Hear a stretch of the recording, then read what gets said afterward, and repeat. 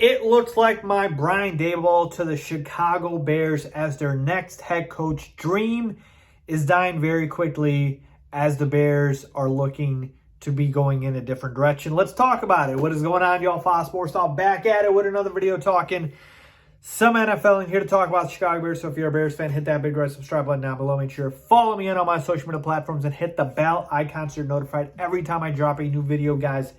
Very important. Make sure you have notifications on. I'm giving you guys the updates as I get them. Okay, we got a new report. We got a new report saying that the Chicago Bears have requested 2 coaches to come back for a second interview. Those coaches being the former Atlanta Falcons head coach Dan Quinn and the former Detroit Lions head coach Jim Caldwell. All right, Matt Eberflus also is getting a second interview. He is the Indianapolis Colts defensive coordinator. So those are the 3, unless we get more, those are the 3 finalists for the Chicago Bears head coaching job. Let me just tell you this.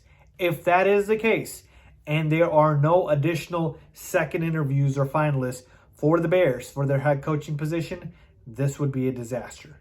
This would be a complete failure, complete unmitigated disaster. This would be absolute colossal mistake by the Chicago Bears. And I know what you're thinking, Faiz, you're exaggerating, you're going over the top, you're reacting to it way too much in terms of, how these guys are. But let me just tell you this much, folks. After watching the playoffs, I don't know how you can want a defensive head coach as your head coach. I'm not against defensive head coaches. But it's no coincidence that all of the teams that are remaining in the playoffs, in the Bengals, the Rams, the 49ers, and the Chiefs, all have offensive head coaches. No surprise. Because why? Because offensive head coaches is the long-term, stable way to maintain success. Why do I say that? It's because of the fact that even if you bring the best staff with you as a defensive head coach, you've got the best OC that you hired, best quarterbacks coach, whatever the case is, best staff, they can get hired and leave. And now you won't have the best anymore. The head coach is not going to leave like that, right? So that's the problem. And we literally are seeing it, right? We see the coordinators leaving to get other head coaching jobs. That's the problem.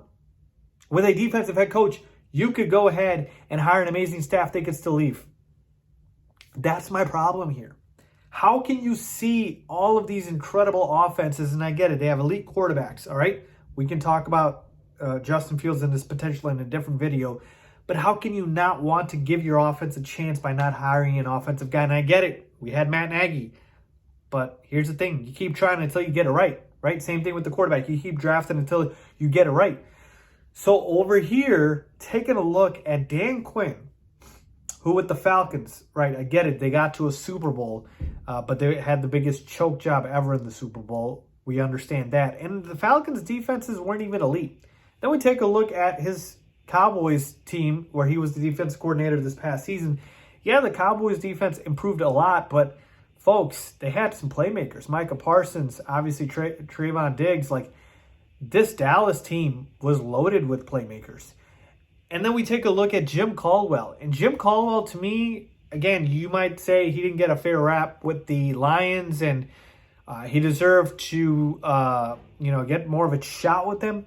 None of these guys instill confidence in me. That's the problem. They're all okay. They're whatever, mediocre. Same thing with Matt Eberflus, right? He's whatever. And that's not what I'm looking for. I'm looking for excellence. I'm looking for the next guy to come in here and take the job by the mantle and change everything. I don't want to be a strict defensive team. I want to be an elite offensive team. Not saying I don't want to play defense. But how long are we going to live off the 85 Bears brand? Like, it's 2022. Let's have a new identity.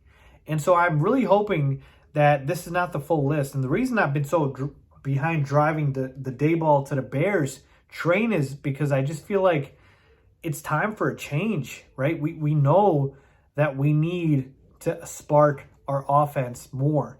And for me, none of these guys, again, I'm not against defensive head coaches. I think the best one we could hire is probably Brian Flores. I'm not against defensive head coaches, but for the reasons I laid out, I just don't think they would be the right fit here, especially in Chicago. Other teams, different conversation. Different conversation. So overall, folks, I hope this is not the full list, but that's as far as I've seen in the reports. I think this would be a disaster if we're picking between these three. Not to mention Leslie Frazier is still out there, but from what I read, he's not in consideration for the Bears head coaching job. But yeah, folks, got all these guys, Brian Leftwich, Brian Daboll, and we're going ahead and second interviewing Dan Quinn, Jim Caldwell, Matt Eberflus. I'm not happy at all. I don't know if you guys are. Let me know down below as always. Thanks for watching.